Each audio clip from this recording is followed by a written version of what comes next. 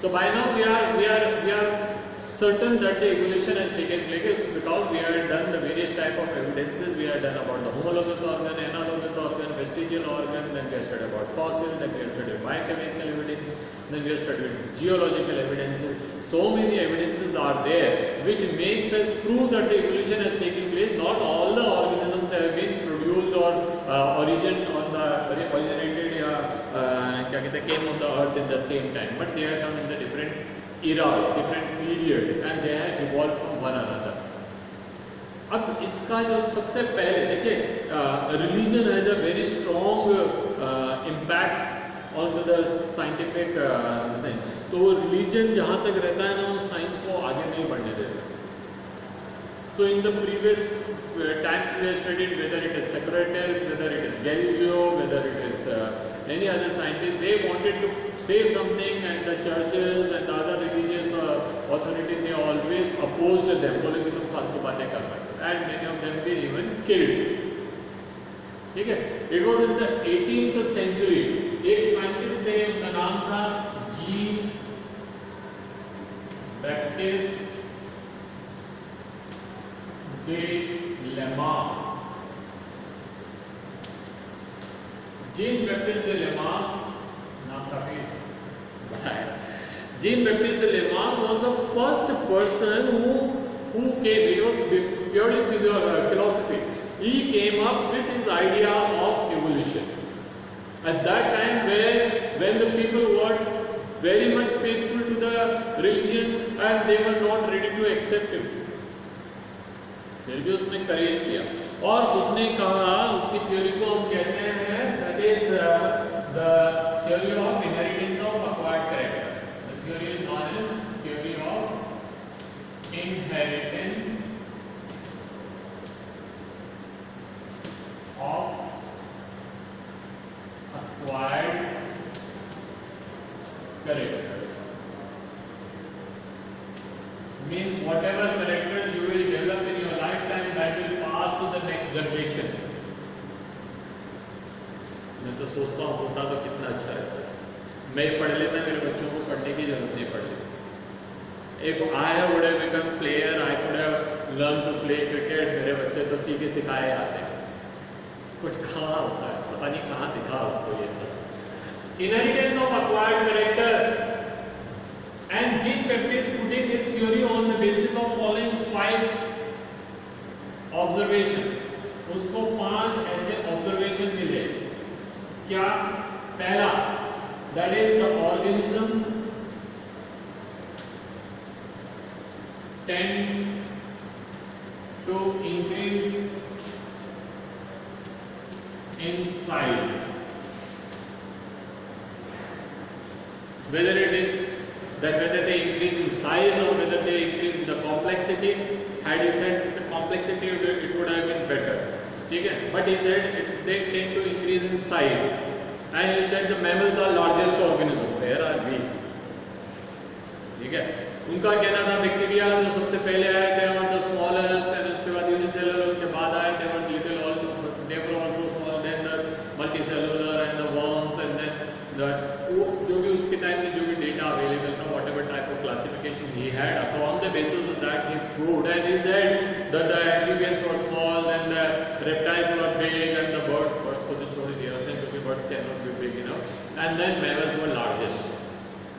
There is some basis in this, कुछ matter है but not always 100% correct. Like the arthropods were small, then उसके बाद mollusk आए, वो बड़े थे, but echinodermids were also small, और कुछ echinodermids बहुत बड़े हो गए.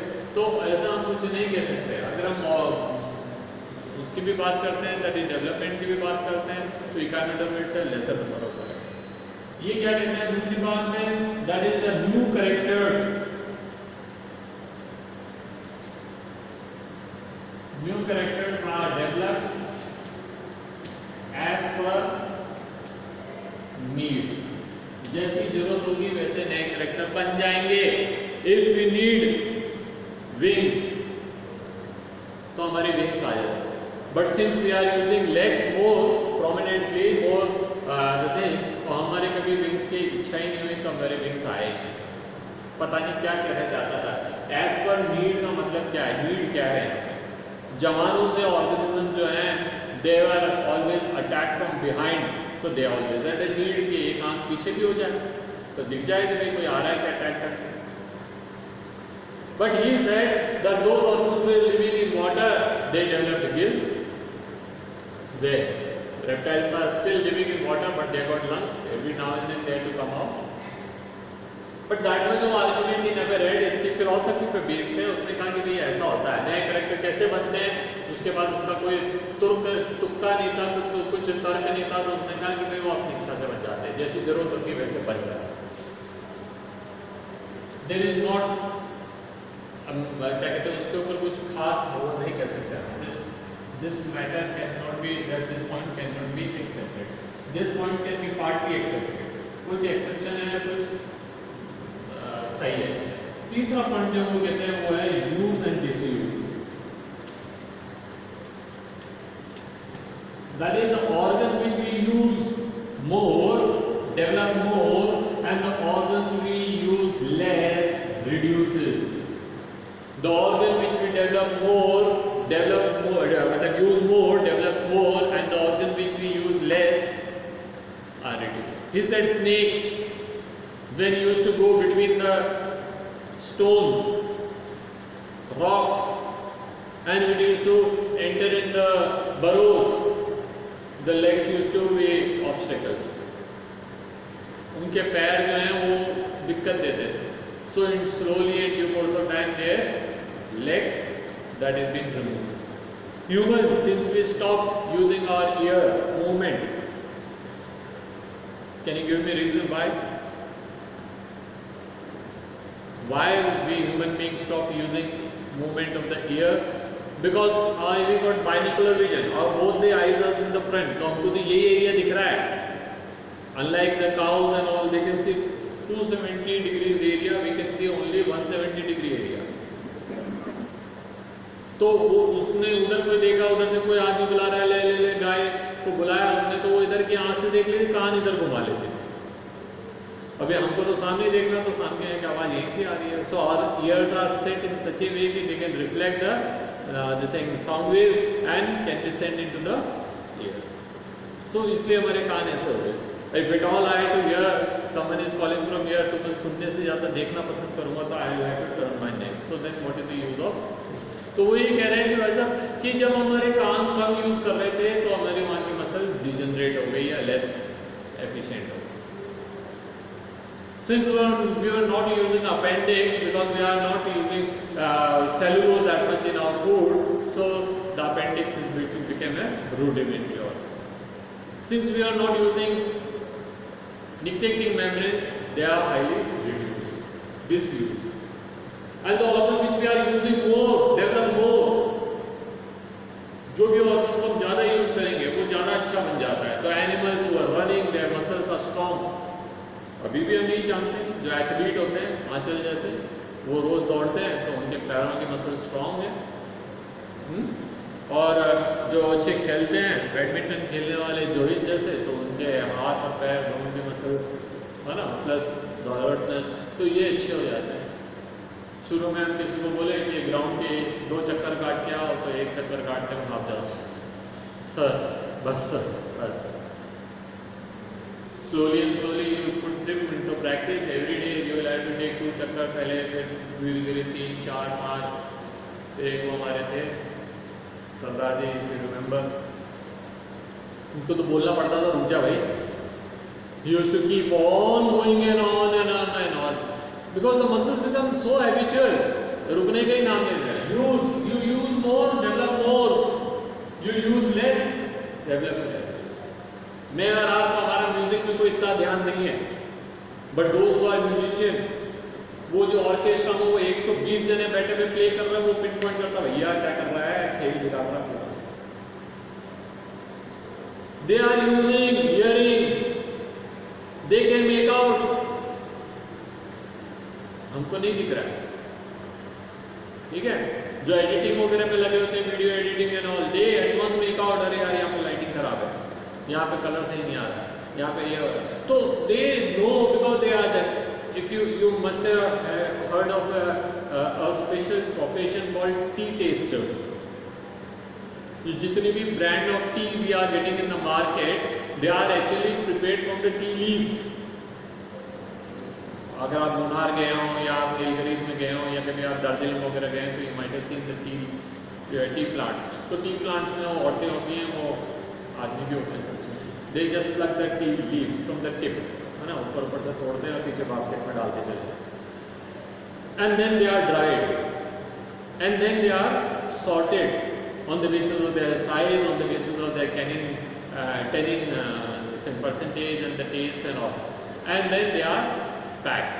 पैक करने से पहले टी टेस्टर्स आ गए ना. हर जो लॉट होता है उसमें से थोड़ी थोड़ी चाय बना करके एक एक कप में लगे, द कप कन्वेयर बेल्ट पे आ रहा है. You just see videos, very interesting, very interesting. जब आप कभी फालतू बैठे रहते हैं तो ऐसी वीडियो देखो, वो इंस्टेड ऑफ वो जो टिकटॉक विकटॉक आता है ना, उनको देखने के बजाय वो रसोड़े में कौन था देखने के बजाय आप ये देखेंगे तो फायदा लगेगा, है ना. कोई भी और रसोड़े में क्या फर्क होता है. तो वो चाय आ रही है, वो टी टेस्टर बस ऐसा खड़ा रहता है. अरे cup saucer and tea is there, the tea taster is just putting 1 teaspoon of the tea in the mouth and spitting there only immediately. नाली सी बनी है उसमें उसको स्पिट करना है instantly. This much of time is not there कि उसको घुमा करके देखे मुंह के अंदर करके या घटक जाए, कुछ नहीं, बिकॉज तब तक तो दूसरा कप आ जाएगा. And instantly find, and if you find the tea is not correct, वो उसको थोड़ा सा इधर सरका देगा. If the tea is okay then they will be in their place, and accordingly the batches which is there in the it is mentioned, accordingly they are tested and packed. तो जो चाय आपको मिल रही होती है ना बाजार में, you will get, you go to the market, you will get the teas of different rates. We तो most of the time don't come to know only, हमें तो टेस्ट का पता ही नहीं पड़ रहा, because we are not drinking tea, we are actually adding milk and ginger and tulsi and laung and पता नहीं क्या क्या एडिटिव डाल देते हैं. तो we are not getting the actual tea. जो इंग्लिश हैं जो कि टी पीते हैं, they are having black tea and they are using only in the वो स्पेशल पाउच में जो आता है टी बैग में, only that much of tea they and they do over boil it. This morning only when I was making tea, I was just I left it for the boiling and I went to the washroom. And वापस आकर के मैंने कहा हाँ अब अच्छी हो गई, पक गई चाय. हम चाय को भी पका रहे होते हैं, ठीक है, सब्जी पकाना, आलू पकाना तो ठीक है. तो I was just thinking, so those people do and they want that taste. ठीक है, Rehan put your camera on बेटा, Rehan. Okay, so that is what the job is. So उनका टंग इतना स्पेसिफिक है कि वो 1 teaspoon for a few second they are putting in the mouth and they can find the taste. ठीक है, we can वो जो क्या कहते हैं डिओड्रेंट्स वाले होते हैं, दैट इज जो खुशबू के प्रोडक्ट बनाते हैं, दे can find out the smell. ठीक है, तो वो सेंसिटिविटी है, यूज पे डिपेंड कर रहा है. ठीक है, तो those thing which we use more develop more and those thing which we not use they will reduce, and over a period of time you are not using it, they will slowly degenerate और they will go out of order. ये point में आपको थोड़ा रस मिल रहा है. We are finding some fact in it. तो ये फैक्चुअल है, this is acceptable. And the fourth point is this, that is the inheritance of acquired characters. The characters which we develop in our lifetime will pass to the next generation. So if you made your muscles strong and you become a Pehlwan, your child ought to have a strong muscle. The child will be born with strong muscle. A single child, अब यहाँ miscalculation हो गया. देखिए, बात 18th century की कर रहे हैं, 1728 के आसपास. उस जमाने में क्या था, मतलब there used to be families with क्या कहते हैं फैमिली बिजनेस. दो गोल्डस्मिथ, उनके बच्चे गोल्डस्मिथ ही बनते थे. जो मेडिसिन पे थे उनके बच्चे, वो क्या है उसमें कोई ऐसी कोई एजेंसीज तो थी नहीं जो मेडिकल उपाधि थे, तो वो लोग क्या करते थे, वैद्य थे, है ना, तो वो पत्ते वत्ते तोड़ लाते थे, used to make some medicine out of mixing 2-3-4 leaves. Some days they are taking their children also to plug the leaves and break. Then उन्होंने अपने बच्चे को भी एंगेज कर दिया, बेटे इसको मिक्स कर दे, इसको ड्राई कर दे, इसको काट दे, इसको ऐसा रहे। धीरे धीरे क्या पिताजी मर जाते थे, बच्चे बढ़ जाते थे। जो पहलवान है वो अपने बच्चे को भी ले आते थे खेलने के लिए, तो उनके वो because they were indulge into that type of environment, so they were getting this. यहाँ इसका मिसकंसेप्शन हो गया, इन्होंने कहा पहलवान का बच्चा पहलवान बनता है because it is in genetics. हम भी कई बार कहते हैं, we also very often say it is in the genetics, actor का बच्चा एक्टर बनेगा। It is not genetics, it is not inheritance, it is forceful because you are getting that environment. अब सचिन तेंदुलकर उसके बेटे ने देखा, यार पापा एक एक बार जीत के आते हैं, इतना इतना रुपया तो उनको वहाँ से मिलता है बीसीसीआई से, और उसके बाद लाखों करोड़ों रुपए दूसरे दे रहे हैं, फिर महाराष्ट्र गवर्नमेंट दे रही है, फिर कोई उनको कार दे रही है अल्फा रोमियो, कोई उनको क्या दे रहा है। तो कोई पागल होगा उसका बेटा तो कोई और प्रोफेशन में जाएगा। मैं अमिताभ बच्चन जैसे was acting on the movies, तो जो उसका बेटा अभिषेक बच्चन, उन्होंने कहा यार पापा इतना कमा के आ रहे हैं and is all the time getting praises, तो why should I die.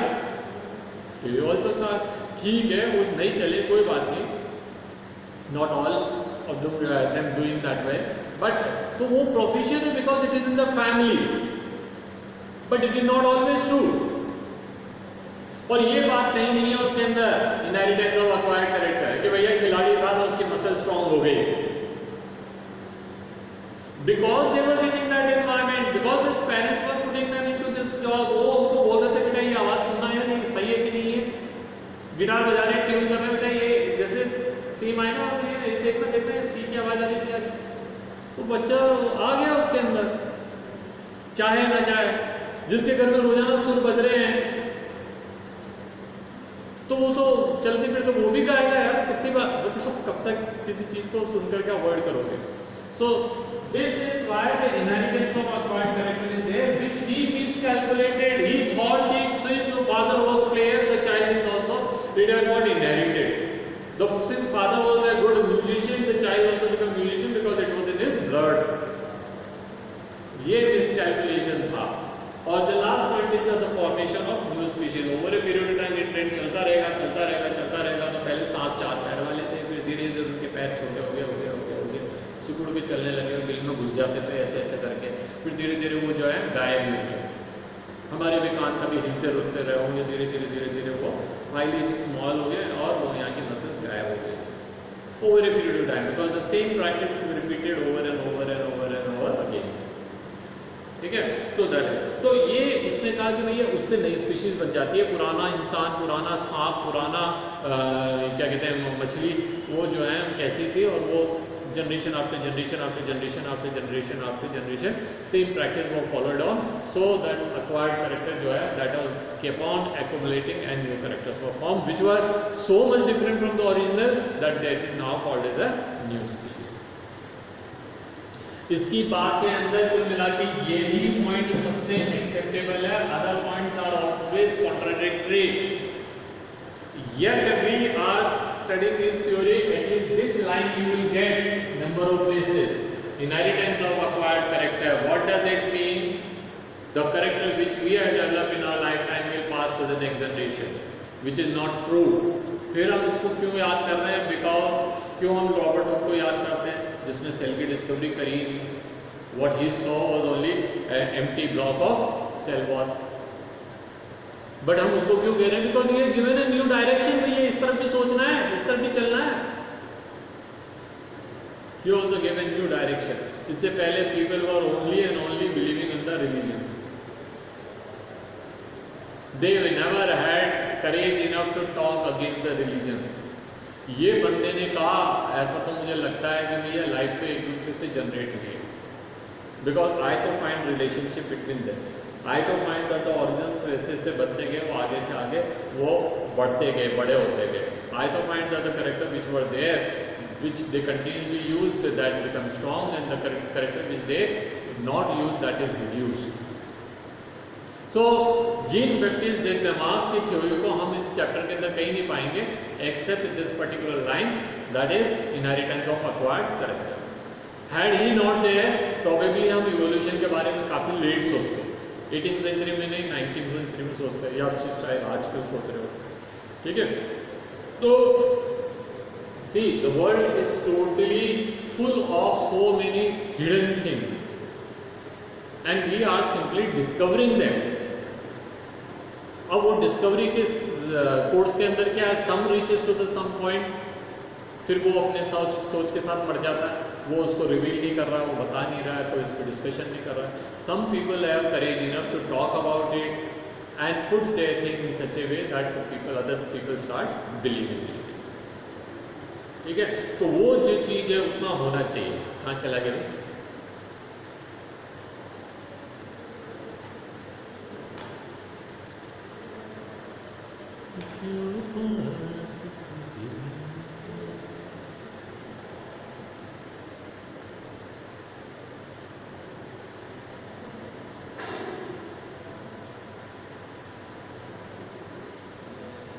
Network गायब हो गया था बीच में,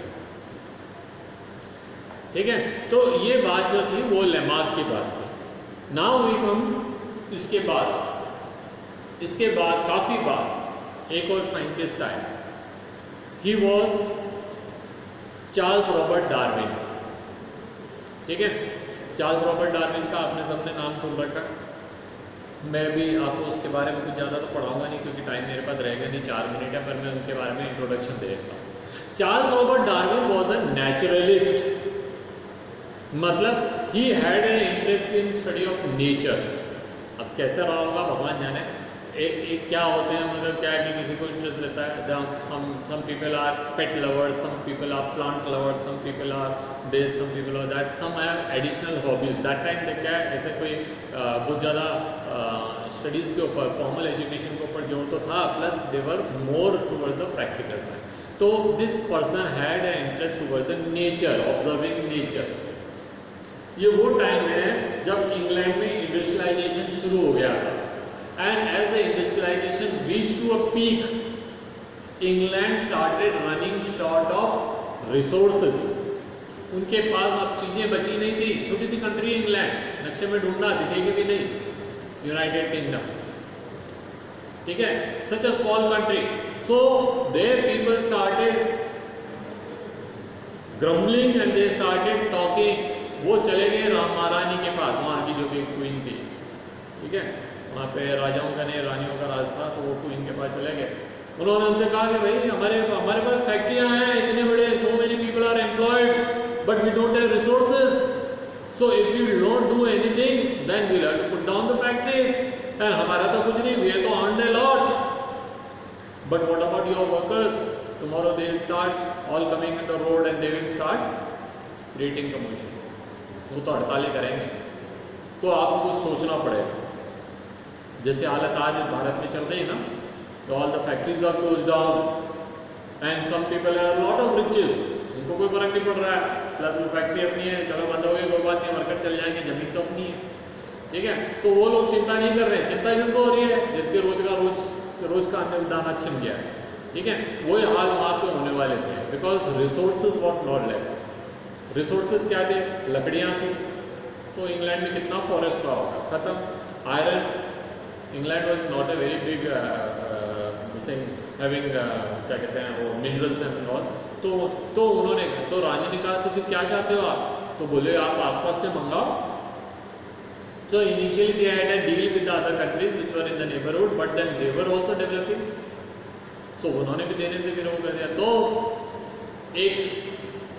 एक बैड आइडिया आया उनके दिमाग में, क्या, दुनिया बहुत बड़ी है, गो एंड ग्रम्बल, जहाँ पे भी आपको खाली जगह मिल जाती है और रिसोर्सेज हैं, मारो उनको और लूट लो उनकी जमीनें।